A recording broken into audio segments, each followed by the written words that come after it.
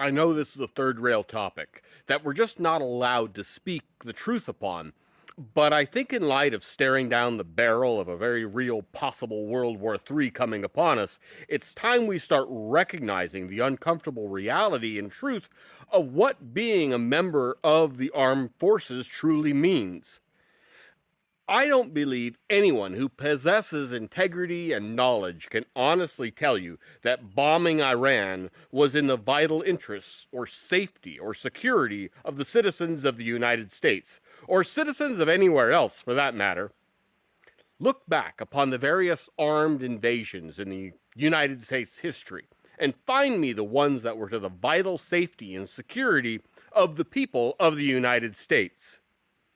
War has always served the interests of the powers that be, the interests of the kings and lords, and more recently, the interests of corporate powers. And for the people, what do they receive? They receive graves. That's what they get out of war. I had to stop at a grocery store the other day, and out front they were conducting a charity drive for disabled veterans. And the people are obligated to honor and respect these people. But why? I feel sorry for them. Sorry that they were manipulated and brainwashed into believing they were doing something good and vital for the interests of the people of the nation. But it was always a lie. Virtually nobody died for freedom or died in the defense of the American people or our way of life. The hard truth is those are slogans designed to manipulate another generation into being the cannon fodder of the state, the cannon fodder of corporate America. Of course, our government and all its elements continually beat into our heads that we must honor and revere the soldier. But the soldier is not the representative of the well-being of the people of the nation. This is not solely an American condition. It's the condition of every country around the world throughout all time.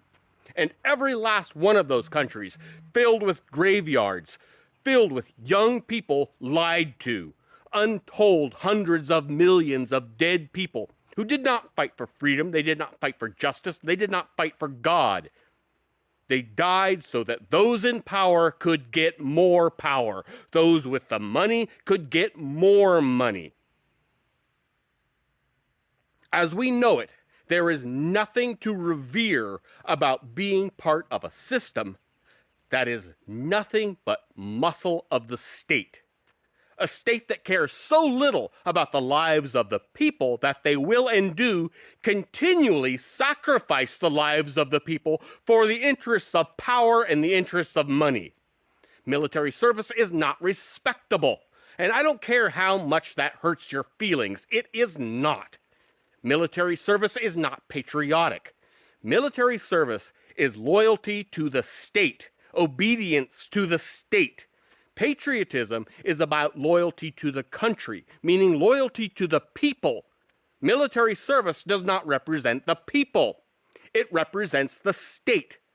Servitude to the state means you are a loyalist, which is the opposite of a patriot.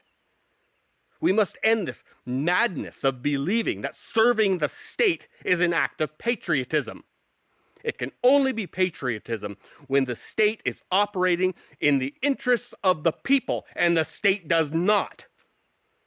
There is nothing that gives unaliving people by order of the state higher moral ground than unaliving people at the order of a gangster.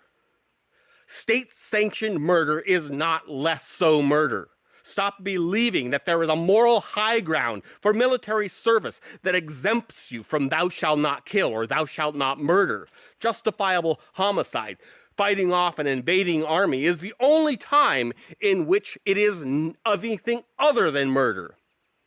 In order for humanity to progress beyond this condition of endlessly and needlessly slaughtering each other, we must stop revering the slaughter and stop revering the conduct of those who commit the slaughter.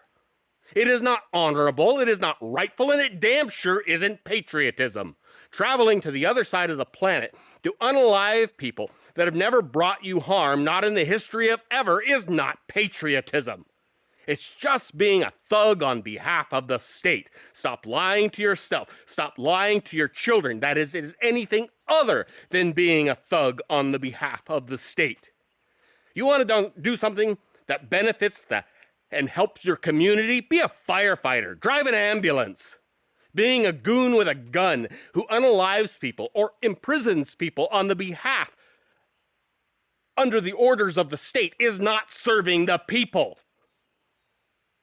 And don't give me some bullshit about how the world is a dangerous place. The people of the United States would be safe from invasion with a minute fraction of our military existing. Bad guys with guns throughout history have been responsible for what? Hundreds of thousands of deaths? But militaries with guns, governments with guns and swords, they have been responsible for the deaths of billions. We don't have the world's largest military because it's required for the safety and security of the people of the United States. We have the world's largest military so that we can be the global empire that dominates the planet at the expense of the people of the planet. We don't spread freedom to other countries. We extract resources from other countries. There have only been a handful of times that wars have been for any other purpose than that. Why do you think the Pentagon is intimately involved in Hollywood in the production of movies that glorify American war? They need to brainwash another generation of children into being willing to fill up yet another generation of graveyards. Time to stop the brainwashing. Military service is not honorable. Military service is not patriotism. It's just being a thug with a gun doing the bidding of the king. You're not operating on the behalf of the people. You are the enemy of the people. You are your own enemy, volunteering to fill up another graveyard on the behalf of the state.